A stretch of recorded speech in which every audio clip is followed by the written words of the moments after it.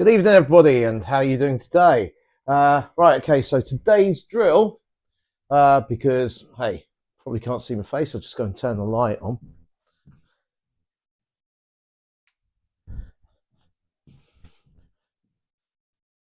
Today's live stream is effectively just about how to ensure that you get used to playing 8 balls on the trot.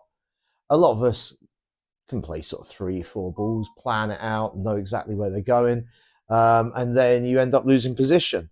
And this is partly because your positional play isn't sort of like, you're not really sort of thinking about your pattern play from the back end upwards. You can always kind of sort of start with a black ball and the ball that connects to that. But I was finding that I could pot 5, 6, 7 balls and then end up screwing up the last one because it was kind of sort of getting into my head a little bit. So what I did, I thought to myself, got the table at home, I'm going to practice something so at least I get used to potting as many balls as I possibly can on a regular basis and working my way through to the black ball and potting the black ball. Now, the whole point about this is that you just literally just get one colour set, throw them out on the table and pot them through. So that's what I'm going to try and do today, and see how many times I can kind of sort of keep going. If you if you miss a ball, then you just start again, get the balls out. You just literally throw them around a bit like this, leave the black ball somewhere, and the plan is to try and pot all 8 balls. See if you can pot the ball, and then you do that, you put the yellows on. Just keep score and keep track. Keep score and keep track just by going from red to yellow. Now, a couple of moments before I begin, just to make sure that everybody is aware of what I am up to, and anybody who wants to come and watch me can come and watch me. So hope you had a good day today, kind of sort of got to the end of everything, and yeah, got a week off, which is absolutely blinding, exactly what is required at this point in time. Although there's a few things to be doing, personally, I'm not going to go kind of sort of into that or anything like that, but nonetheless, let's just pick up the link here. Do share that with WhatsApp. Yeah, WhatsApp. Or two.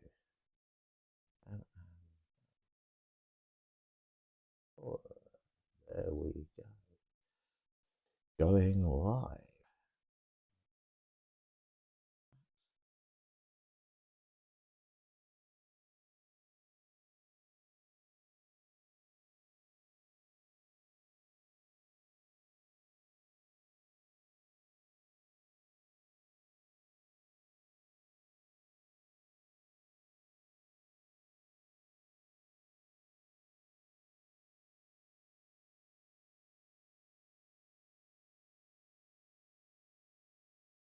Okay, so here we go.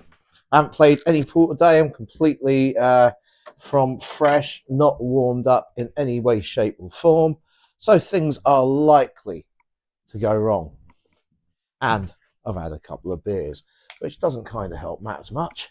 But hey, you play in a pub, you play amateurly. It's the sort of thing that's going to happen, isn't it? So you kind of got to get used to it. Right. So we're looking at the pattern here. And an amateur player probably would start with that one. You're right over the pocket there. Your right ball's coming around this way. You've still got the middle. You're trying to think about which balls are connecting to the black to pot that in any one of these 3 pockets here. But really, thinking about it, you want to work your way up the table first. You want to work your way up the table, come round to about here, 1, 2, 3, come through that way maybe a little bit, hopefully pop that in there, but then again that's blocked, or is it? No, it's not. In there, that one, then you've got a black in the choice of pockets. So as always, go for the difficult shot first and hope that the microphone doesn't get knocked as I go down on the shot, because I haven't really figured out how to wear it yet. So here we go.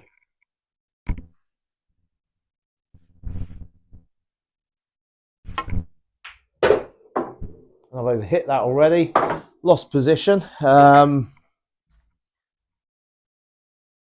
So I'm already playing catch up, which isn't necessarily great. Probably have to start this again in a moment or so.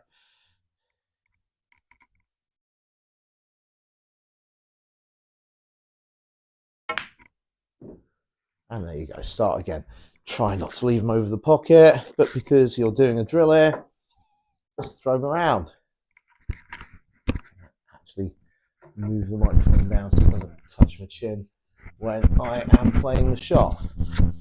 That's probably a better place for it. So please comment and chat so whether or not you can hear me will help, so that I'm aware.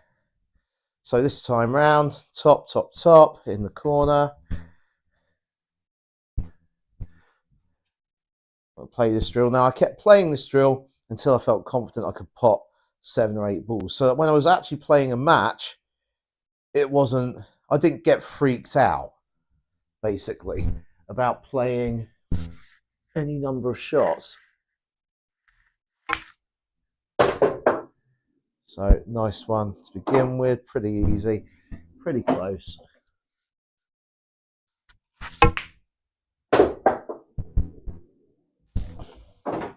Left myself pretty close to the cushion there. I really kind of want to come back down the table very straight on that. It's no angle, which kind of makes the shot a bit more difficult. So if you jack the back end of the cue up, you're always leaving yourself liable to put a bit of unexpected side on it, which is either going to throw you off the pot or ultimately put the spin in a direction that you're not very aware of. Like that. There you go. Unexpected side. Should have kept the eye on the cue ball. Now, so just lay them out again. Keep going until you get it right. That's the thing with a drill. You keep going until you get it right.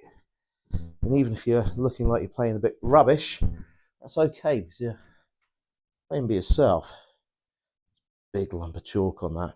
Now, the one thing they don't say about the towel and chalk is it does every now and again transfer the ball. You do have to clean the ball every now and again, get the lumps off because they're quite heavy.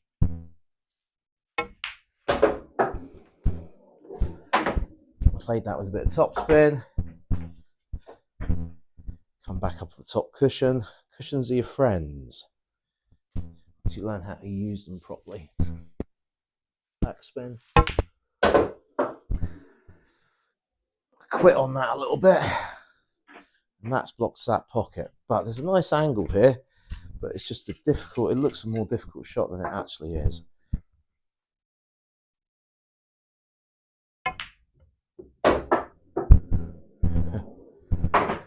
So my daughter's transferred one of her very long hairs onto the table. It certainly ain't mine.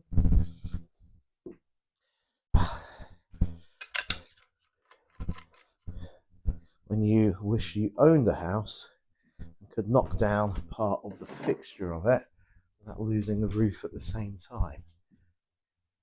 The thing about one of these old terrace houses is they have a great walk-through, but what they don't have is too much space to play a shot down one side of the table.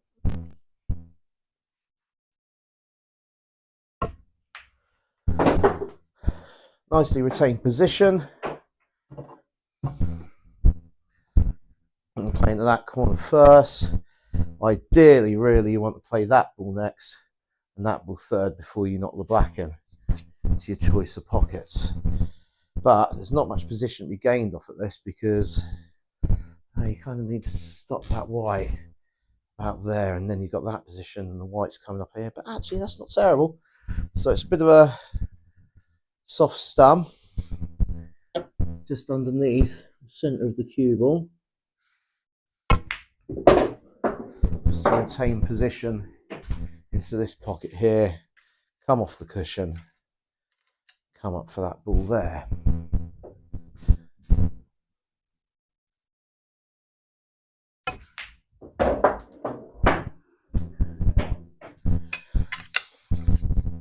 I find it a bit dodgy on these balls as well. Never quite figure out where the white's going to land. But remember, if you hit it plain ball, then it's always a 90-degree angle to the plain ball with half a ball's width away from there. So the white ball's coming there, to there, and hopefully in there. So it's a case of pace control. This actually needs a bit more pace than you might think. Kind of overdone it by about 2 or 3 inches because I didn't hit the zone. So I'm going to hit it with a screw here to avoid the corner pocket. There we go. So we played the first frame, got used to doing that, and then what you do, just keep moving on, play another set of balls. This is a good warm-up, this. And as I say, if you keep getting to the point where you've sort of potted 6 or 7 balls, and then you start getting freaked, and you sort of think to yourself, oh, whoa, Christ, unbelievable, I potted 6 or 7. This is mad. This doesn't normally happen. Just do this. Get used to it, so it's no longer psychologically an issue that you're having to deal with. And if you want to make it more difficult, well, here we go. What you can do, put a ball on the corner there, maybe put another ball there. Try and figure out how it is that you're going to get those 2 out at the same time. Where in your pattern are you going to play, so you're going to end up hitting these 2. Now, I mean, like, as I say, you normally go for it first. And I've left myself here with an angle there, so if I deep screwed that, lifted the butt of the cue, those 2 are coming out, maybe. So, going to attempt that. Do you want to do it when you've got the most options on the table? I've got a few comments here, so let's quickly respond to them. Sound is good. Thank you, Mr. Cotton. And a little bit of unwanted feedback. Thank you, Hungry Deer. Little robotic noise. A quick look. Talk Stone. Who is Hungry Deer? Any feedback when cues? Yeah, I've moved the cue. I've moved the microphone now. Wonder who Hungry Deer is. That's a very eclectic name. So deep screw this ball here. Try and take these 2 out. At least disturb them, because I've got all the other balls on the table. It gives me options.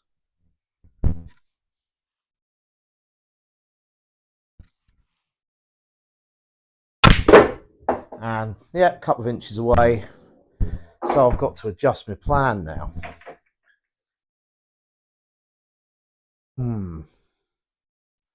Okay.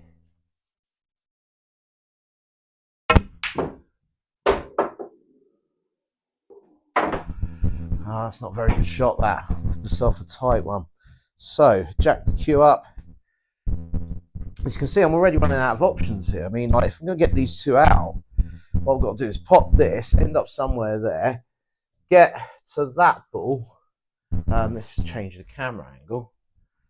So I've got to pop this one here, get somewhere about here, pop that, and leave the white ball here to screw it over to there to knock those 2 out.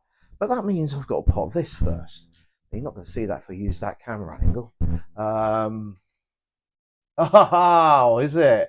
Well, welcome, young man. Right, okay, so let's give this a shot. See as to whether or not I can pop this one in the middle pocket.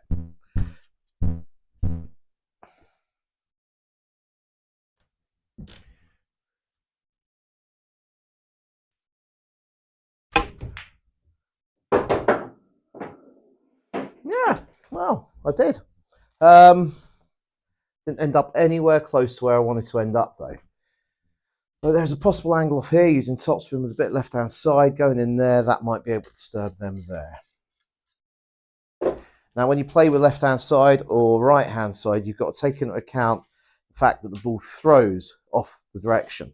If you go to the top angle here, I'll kind of sort of show you what I mean. Because you're hitting on the left-hand side of the ball wants to go right.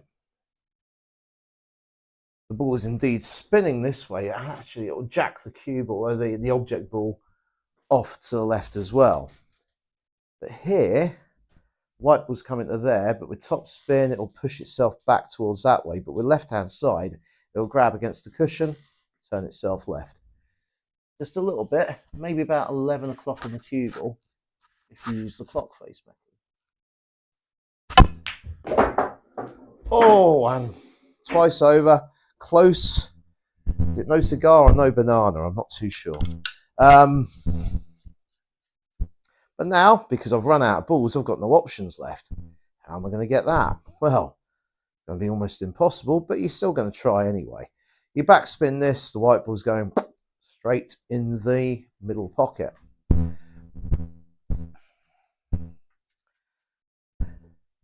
Try and double it. Well, that's a 1 in 5. That is. But if you're doubling it, it's about the pace and it's about the right angles again. So, right angle to that is about there. Then you line up the cue ball with half a ball in front of the ball that you're trying to hit. But even that angle there is not taking me anywhere close to these two here. Nah, and it's not. So we start again. I've got one set sorted so far. I'm still going to leave that on there because the problem still exists. And you put 7 balls out and you start again. 4, 5, 6, 7. So this time round, 1, 2 are the clear first 2 balls.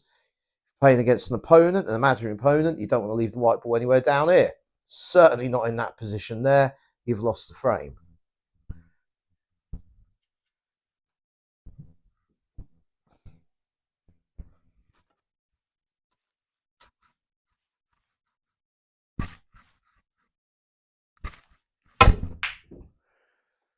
You probably lost the frame off of that shot as well.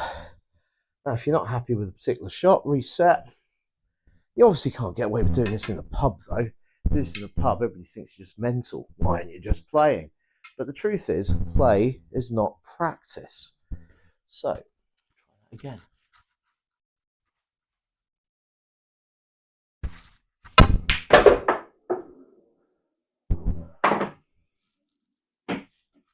Is there an angle here? Off there, down there, maybe. Oh, missed it again. Oh, those balls are proving to be a bugger. Need to try and find a way. So this is in 3 shots time, but I can leave the white ball somewhere around there to put that, and I can take those out.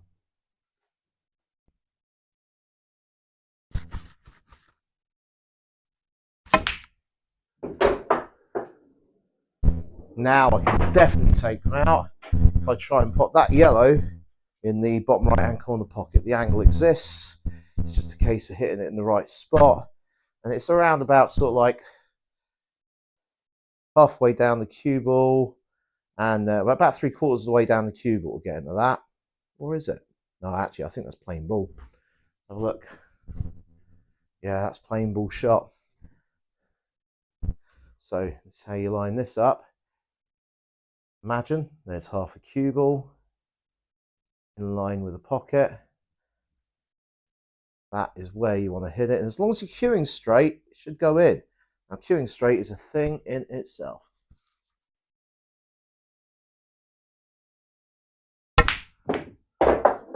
There you go. Now the frame becomes easy. The first one is not the one in the middle because there's no way of getting position out of that. You're going this way, you're losing position. You kind of want to start there on the first one, work to there, get yourself a better angle, or work to that 3rd ball. Yeah, you're running out of position if you do this. So, here we go. Now that looks a lot better. What does it though? Because that one, yeah, I think you want to start here. Because you want to use the angle to bring that white back into the table there. So, nice and gentle rolling here. A little bit of stun just to stop.